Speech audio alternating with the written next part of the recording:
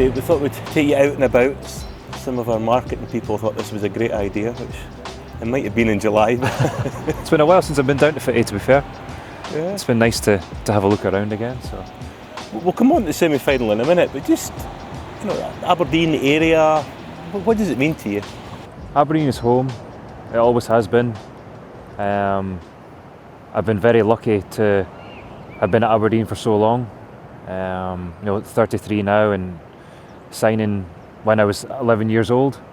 So Aberdeen has always been home, and hopefully for the next little wee while that it is as well. But I've all family and friends are still here, so it's always been a place that I've felt most comfortable. There's been maybe once or twice that I've thought it's maybe time to move on, but Aberdeen just has that pull. It's you get looked after extremely well here, and it's a club that is true to my heart. Obviously with my dad playing with Aberdeen as well. Gone to watch the club. My first memory would be 1995 Coca-Cola Cup. And I suppose the bug for Aberdeen and football really kicked on from there, and getting to watch some cracking games as a child at Pittodrie, and watching your heroes and feeling the atmosphere. It's something else I wanted to be a part of, but I've been very lucky with that I've been able to be a part of that. And you enjoy living here, Andy, as well, don't you? I mean, you're very much a family man. I mean, obviously out in Bankery, but the family, you enjoy being out there. I was just saying, you're obviously born and bred in Aberdeen, but you look at the likes of Shay Logie and Joe Lewis, who have come up here and settled in the area, haven't they? Absolutely. I think it says a lot about the place. Big Joe's been here now for a good 6 years, and she's been here for slightly longer. But as I said, it says a lot about this place. It really, it's great for the kids. Joe's more than settled up here with his family, and I feel now, obviously, especially now that we've got our training ground, I think that's a huge pull for players to come up, and obviously how well the team's doing. We've recruited extremely well again this year, and we look really strong. But yeah, as a family point of view, I think it's a great place for players to come up who have families and settle in and feel more than comfortable. Being from the city, you understand how big the Scottish Cup is and how important it is. I think a perfect example was the build up to the 2017 final, wasn't it? Yeah. The way the whole city came together, it was just a great atmosphere. It was incredible, and you still see stickers dotted about Aberdeen and the Shire. And there's one in Bankery. It's on the subway. It's in the high street of Bankery, and the subway's shut down now.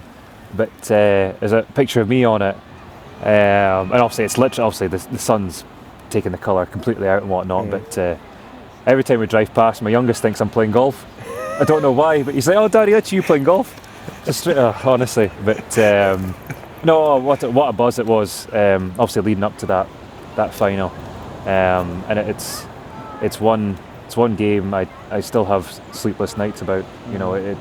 We were so close, so very close, but we'll have another chance in a couple of weeks' time, and hopefully we can right those wrongs of 3 years ago. Let's try to count up. I think this will be your 16th game at Hampden, which is quite impressive. Yeah, but been there a good few times, but coming home empty-handed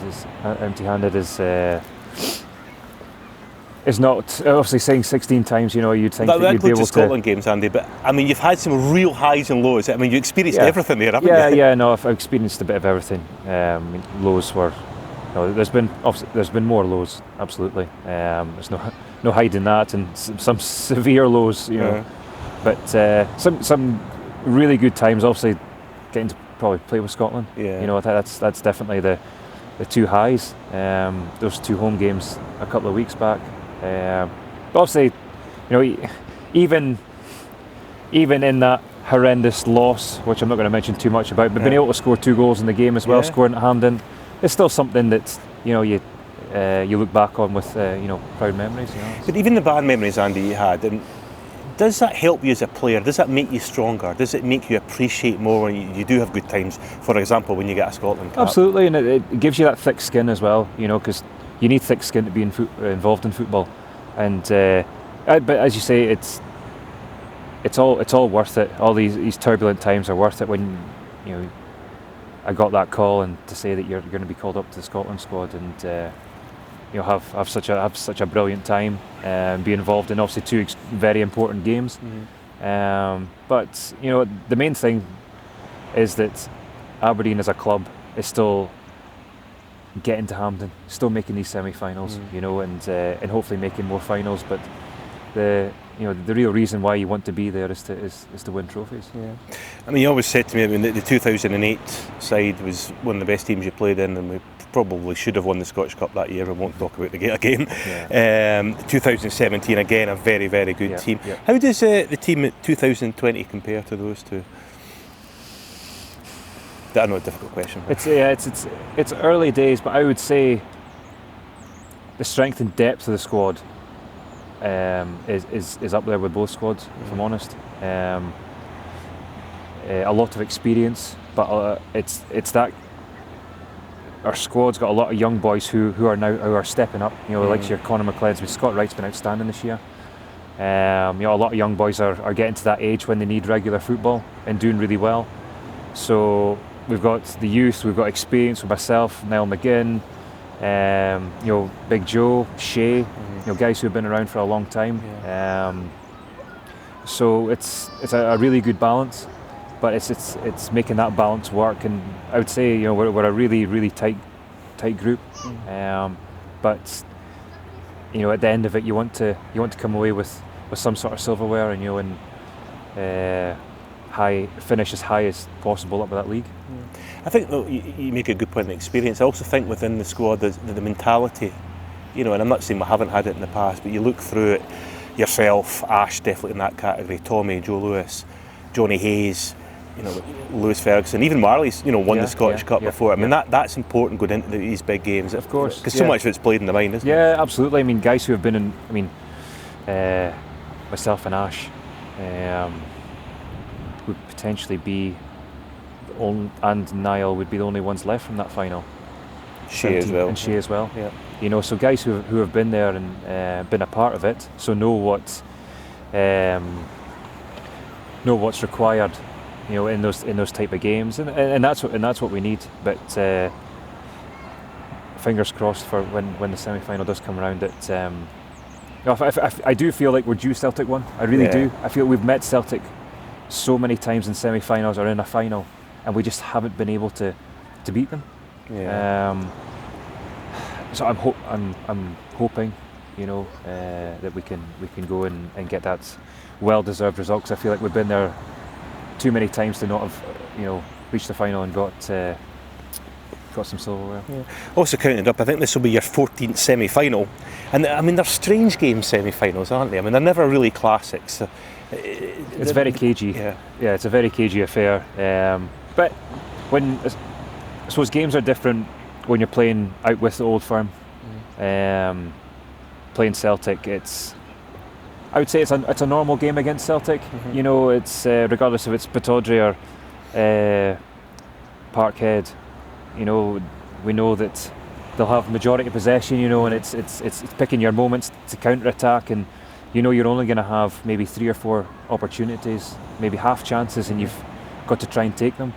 But Celtic have obviously have been fantastic over the past 6 or 7 years, with